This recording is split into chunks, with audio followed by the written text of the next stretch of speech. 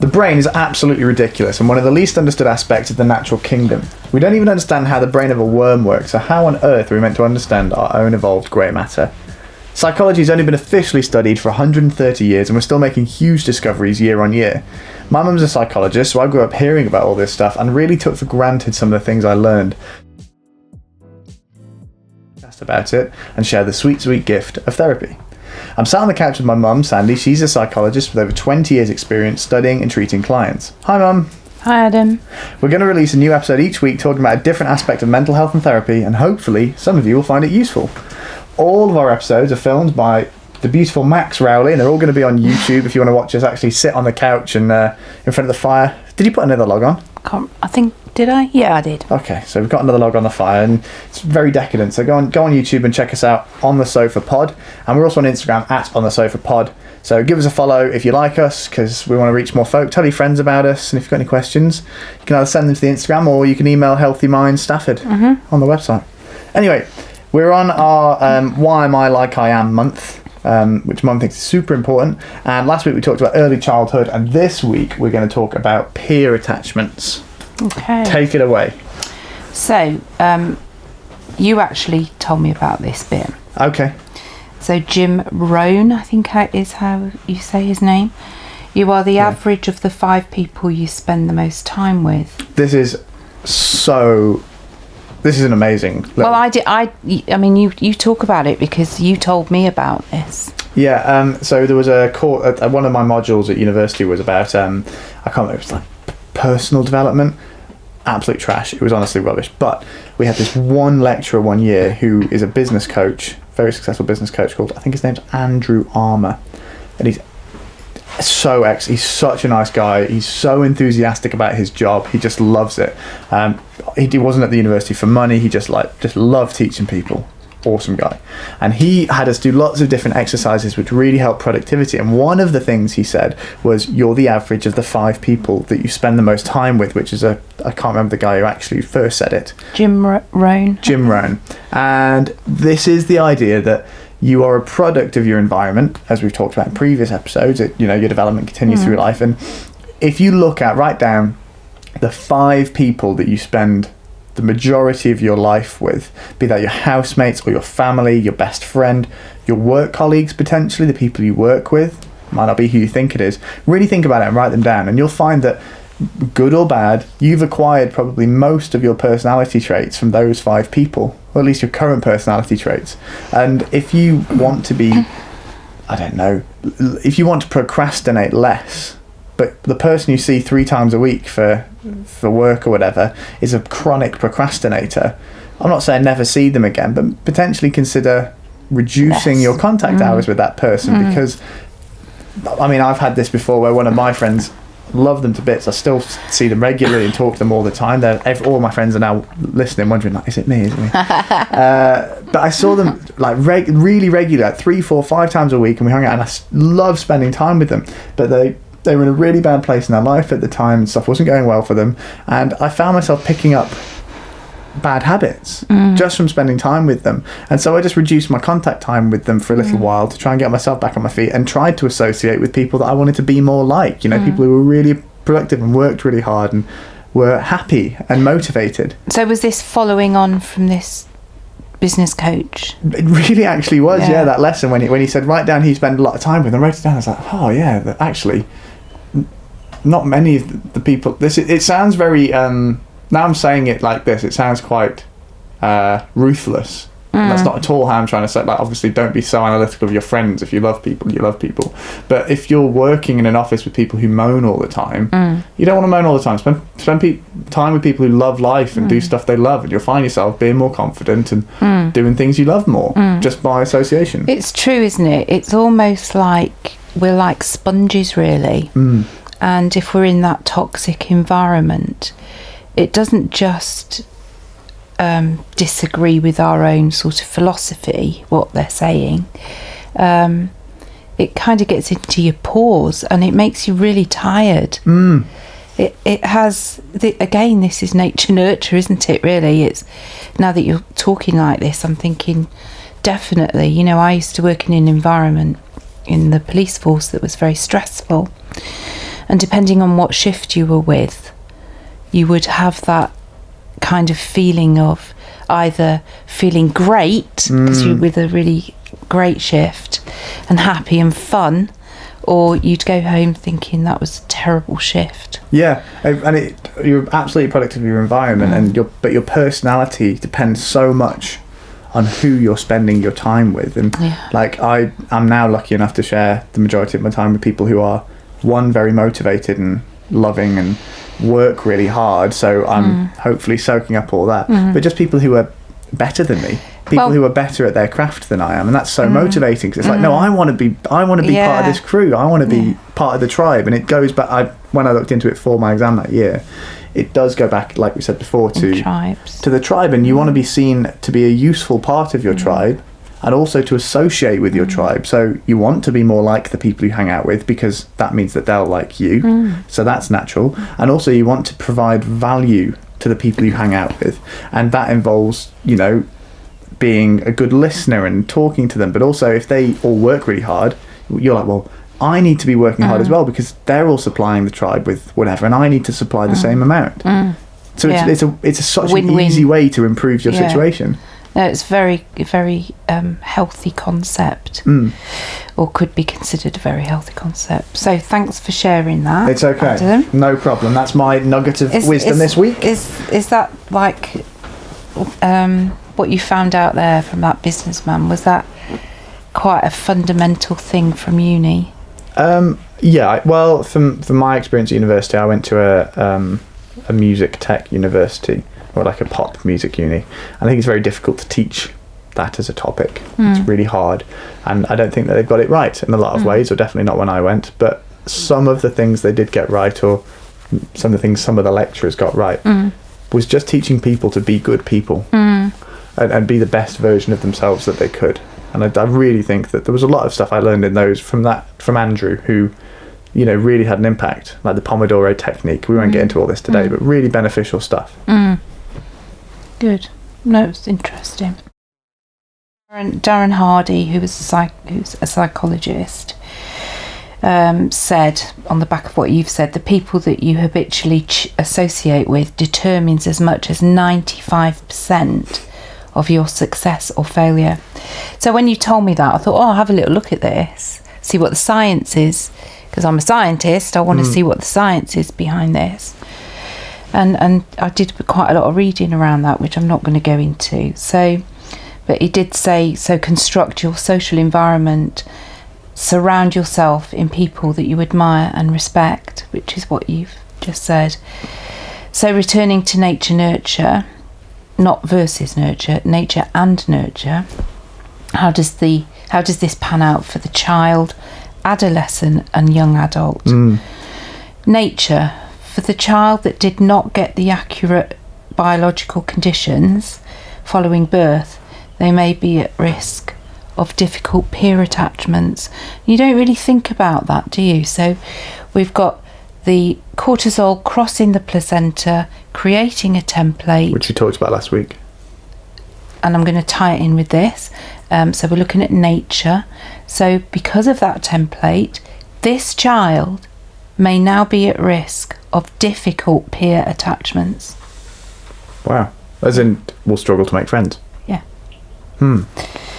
They may suffer from anxieties that have weakened their resilience. They may try to fit in with peers, but at their expense and loss of self. They'll lose themselves just to fit in. They can vary from being very angry with their peers or very submissive. I mean, I won't unpack all that because it's massive, but it's shocking and frightening to think how much damage you can create without knowing it. Isn't it? Being a parent's scary. It's a big issue. And in many ways, it's great as a psychologist because you know what if you can avoid things, you know what to avoid, and you know kind of what. I mean, I was reading not nursery rhymes to you, but psychology books when you were pre-verbal. walking around the lane with the pram, reading my homework, and making intonations and connotations so that you would think it was a rhyme or a story. Thankfully, you don't remember that. So yeah, it's pretty scary stuff. So as a child, your peer attachments can be affected by pre-birth stuff. What about as an adolescent? How are peer attachments important when you're a teenager? Yeah, I'll go on to that. Okay, yeah. Crack on. So a bit on nurture. Should the outcome of healthy bonds occur with this child, then it could look like a very different journey for that child. Although elements of the pre-birth template will still be evident. Yeah, okay. So even if you have an anxious mother, pre-birth mother, you can still have issues even if the environment you're born into is perfect. Yeah, it might stave it off. Right, okay, I got you. For that child. Early childhood to going to school. Going to school is such a massive thing for a 4 or 5 year old. And at that age, they all want to get on because they all want to play together. So it's hugely important. I mean, you didn't have such a great experience. And I think one reason for that, I'm not sure if we've spoken about it, but I kept you in a nursery that was lovely until you were almost 5. So maybe kept you there a bit too long, because the school that you then went to, is it reception? I can't remember now, but they'd gone in a term earlier. So they already had friends and they'd bonded, and I was so annoyed with myself for not thinking. I thought I was doing the right thing leaving you at the nursery because the environment was so beautiful and you loved it there. But that was a mistake, because then you found it very difficult to fit in. And what happens? Well, I mean, and everyone wants to be like me, obviously. But obviously. But if you do find, if a child, or even, I guess the same thing could be said for high school, whereas if you go to maybe a middle school and then join high school a few years late, what effect does that have on somebody? When the people around you have already made those bonds and you don't quite gel? It's difficult, isn't it? You have to learn to have a skill to get in, if that makes sense. Right. So I had something like 27 schools, forces child. So I quickly learnt I'm not going to be the outsider, because wherever I go, they all know each other. And I've got to try and squeeze in. So it's a skill. You can learn how to do it. Is that damaging?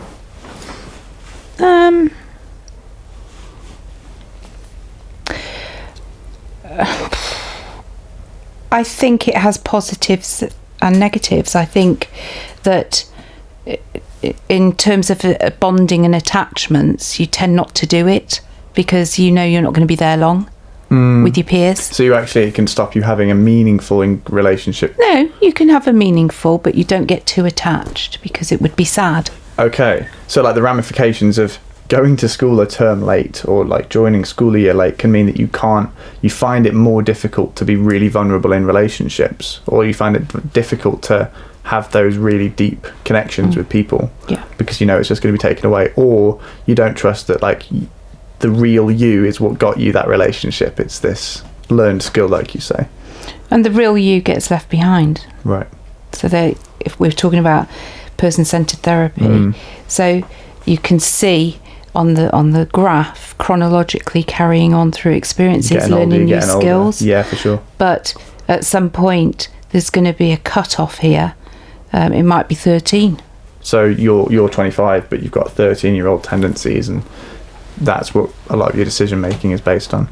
So you haven't got a split personality. We've all got the younger self and the adult self. We all have those two selves. It's just finding out what happened where and when, so that we can help, because it doesn't have to stay like that either. We can help the child that's not getting on at high school because they don't know anybody there. So there's going to be this disconnect, and they're going to try and becomes something that everyone else is in that group that they want to try and join. Even if it isn't quite them. It normally isn't them.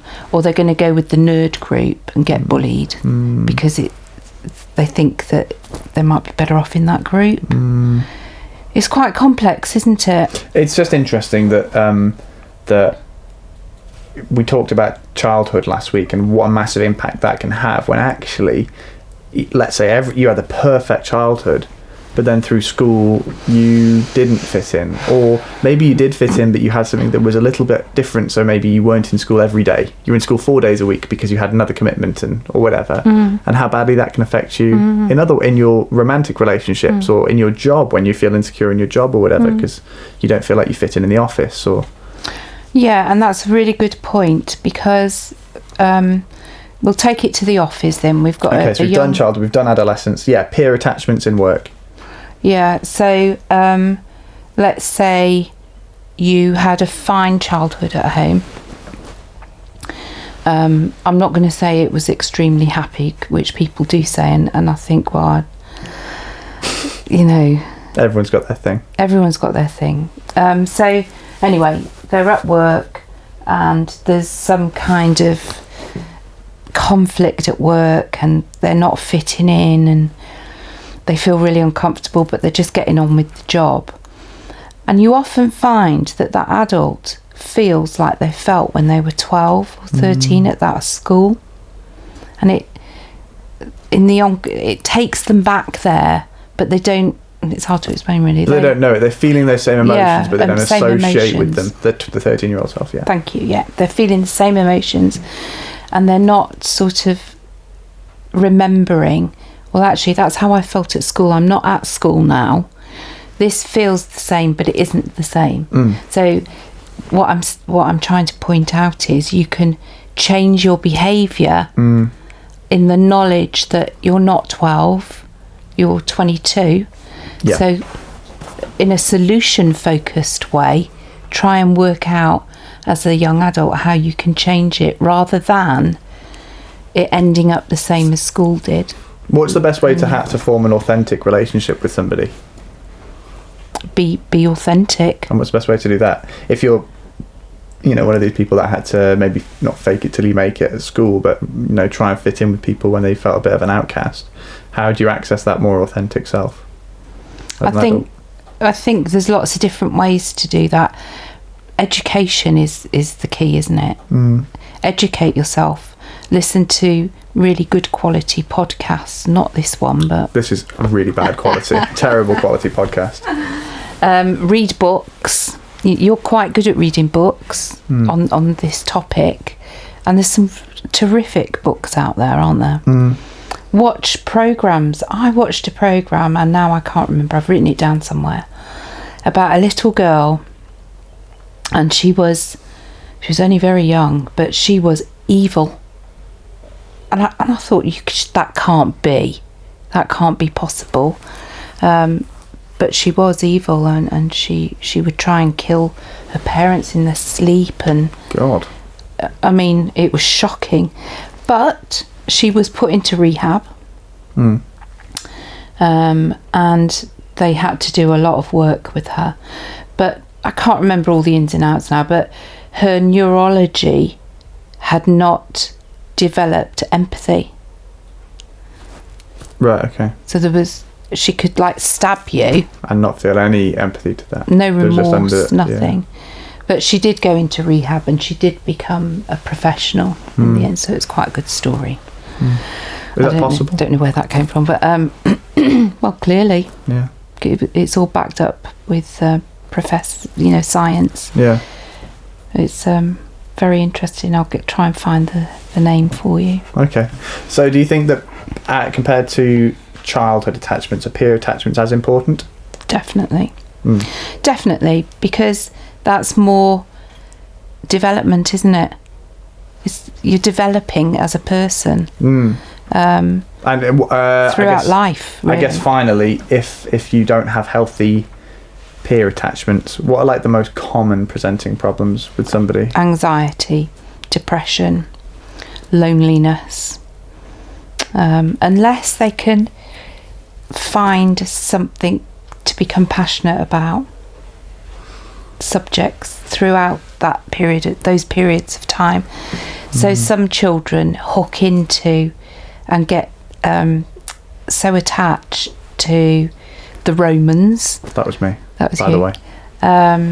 And subject matter like that, they become completely addicted. Or music, or computer games, or whatever it is. So it's a distraction technique.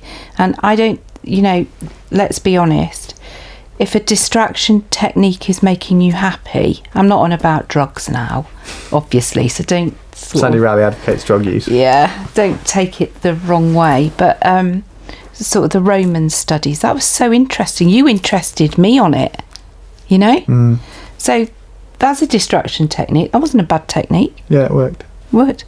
Music. What was Max's thing? Football. Football. You did love Sports. football, to be fair. And eating. Anything. You were proper eating. chunky monkey as a kid, weren't you? I didn't realise that. I don't know what glasses I had on. Fat Max. Anyway, that's a great point. Great example of child abuse in the home. Stop it. Live on camera. Live on camera, it's all captured. I'm going to send this to the children, whoever is after this. Thank you very much for watching this or listening to this episode. Obviously, if you're on YouTube, hello. Next week, we're going to talk about romantic attachments, relationships, and boyfriends and girlfriends, and marriage and divorce and all that. Well, maybe not divorce, but all that good stuff. So hopefully you enjoyed this week. Any questions, you can either email or contact mum at, I think it's like Healthy Mind Stafford on Google, Healthy Mind Stafford. Go on the contact page. You can DM us on Instagram, and we'll get back to you. And yeah, see you next week. See you.